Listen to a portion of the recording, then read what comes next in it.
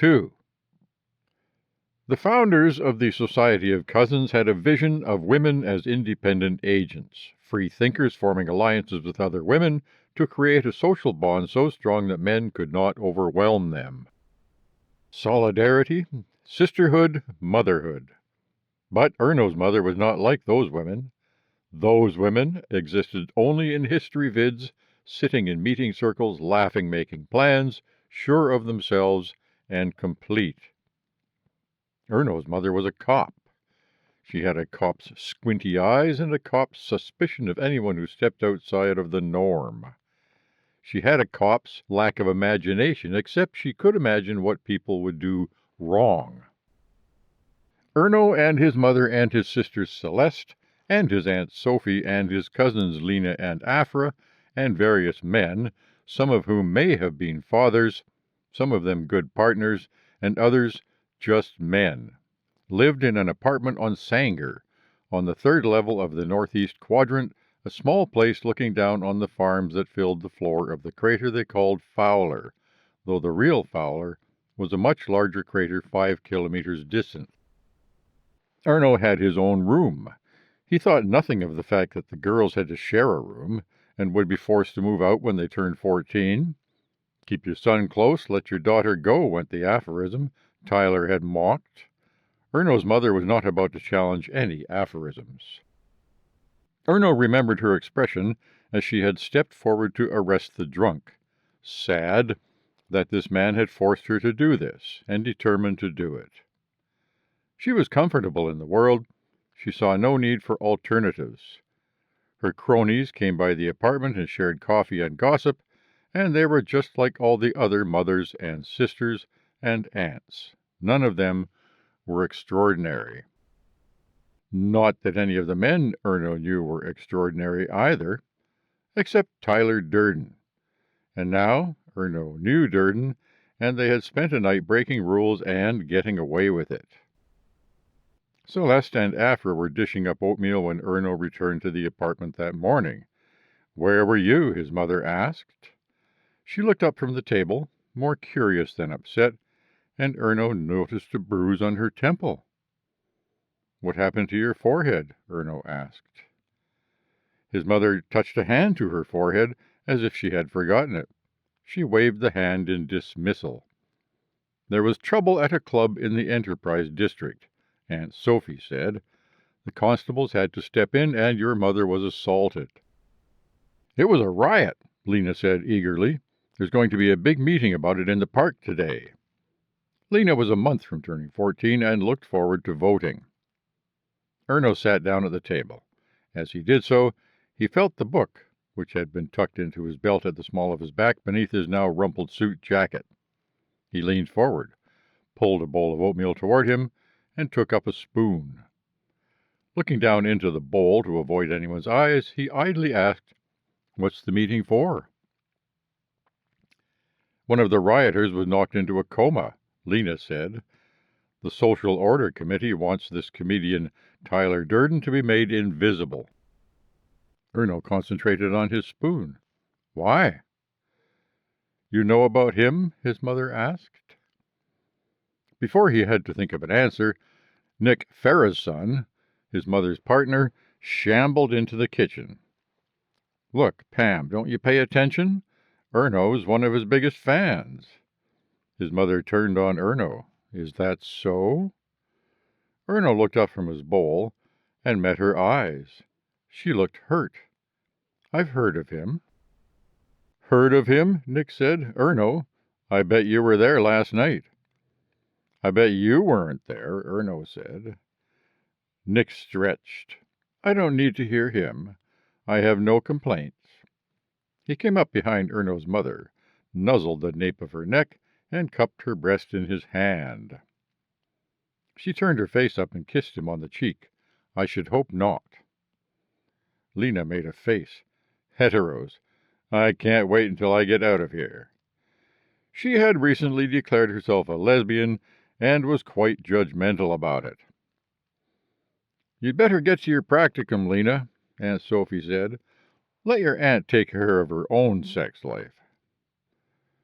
"This guy Durden," is setting himself up for a major fall," said Nick. "Smells like a case of abnormal development. Who's his mother?" Erno couldn't keep quiet. "He doesn't have a mother. He doesn't need one." "Parthenogenesis," Aunt Sophie said. "I didn't think it had been perfected yet." "If they ever do, what happens to me?" Nick said. "You have your uses." Erno's mother nudged her shoulder against his hip. "You two can go back to your room," Aunt Sophie said. "We'll take care of things for you." "No need." Nick grabbed a bowl of oatmeal and sat down. "Thank you, sweetheart," he said to Afra. "I can't see what this guy's problem is." "Doesn't it bother you that you can't vote?" Erno said. "What's fair about that?" "I don't want to vote," Nick said. "You're a complete drone." His mother frowned at him.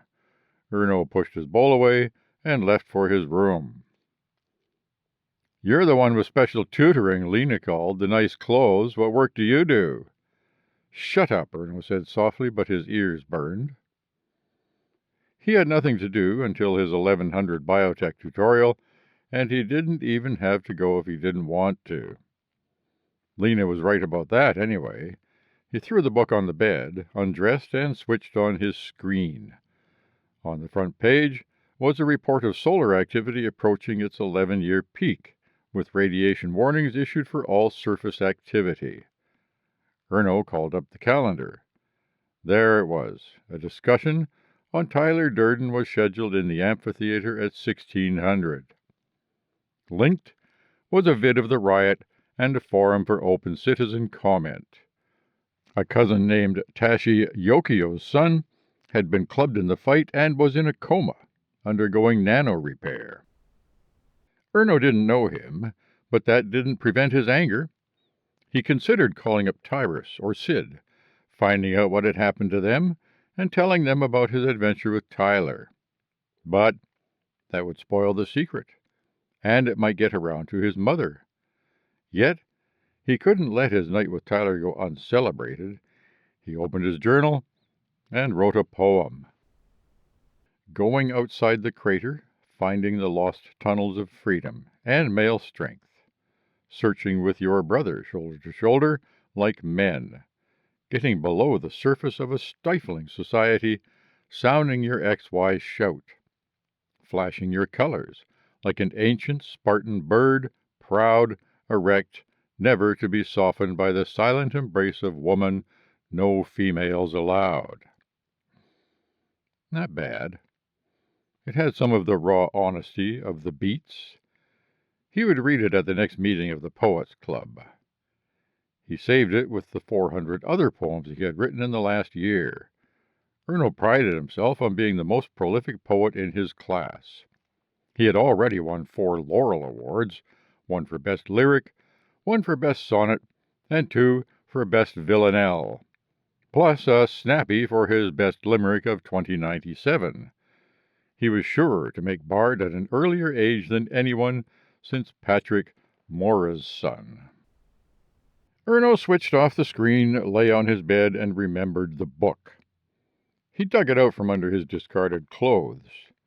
It had a blue cover, faded to purple near the binding, made of some sort of fabric. Embossed on the front was a torch encircled by a laurel wreath.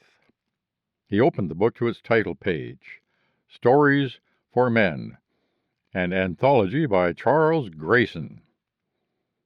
Published in August 1936 in the United States of America. As a fan of Earth culture, Erno knew that most Earth societies used the patronymic, so that Gray, Grayson's naming parent, would be a man, not a woman. Stories for Men. The authors on the contents page were all men, except perhaps for odd names like D.L. Despite Erno's interest in 20th century popular art, only a couple were familiar. William Faulkner, he knew, was considered a major Earth writer, and he had seen the name Hemingway before, though he had associated it only with a style of furniture. But, even assuming the stories were all written by men, the title said the book was stories for men, not stories by men. How did a story for a man differ from a story for a woman? Erno had never considered the idea before. He had heard storytellers in the park and read books in school. Murasaki, Chopin, Cather, Ellison, Morrison, Ferenc, Sabine's daughter. As a child, he had loved the Alice books, and Flatland, and Maria Hidalgo's kids' stories. And Seuss, none seemed particularly male or female. He supposed the cousins did have their own stories for men. Nick loved interactive serials, tortured romantic tales of interpersonal angst set in the patriarchal world where men struggled against injustice until they found the right woman and were taken care of. Erno stuck to poetry. His favorite novel was Tawanda Tamika's Daughters' The Dark Blood, the story of a misunderstood young cousin's struggles against his overbearing mother, climaxed when his father miraculously reveals himself and brings the mother to heel. At the men's house, he had also seen his share of porn. Thrillers set on Earth where men forced women to do whatever the men wanted, and like it. But this book did not look like porn. A note at the beginning promised the book contained material to interest or alarm or amuse or instruct or, and possibly most important of all, entertain you. Erno wondered that Tyler had found this particular 160-year-old book in the lavatory. It seemed too unlikely to be coincidence. What sort of things would entertain an Earthman of 1936? Erno turned to the first story, The Ambassador of Poker by Ahmed Abdullah. But the archaic text was frustratingly passive, nothing more than black type physically impressed on the pages without links or explanations. After a paragraph or so rife with obscure cultural references, Cordovan brogues, knickerbockers, country Sligo, a four-in hand, Erno's night without sleep caught up with him, and he dozed off.